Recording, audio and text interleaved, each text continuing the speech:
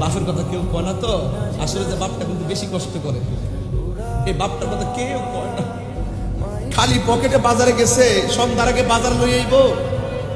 টাকা পকেটে নাই, আমার ছেলে কি খাইবো, ঋণ পেরে বাজারটা ধরে নিয়ে আসে, কিন্তু ঘরে ঢোকার সময় হাসি মুখে ঢুকে, বাপটা কিন্তু খুইলা কয় না। আরে বাপে 1200 টাকা বেতন পাইছে, কয়েকটা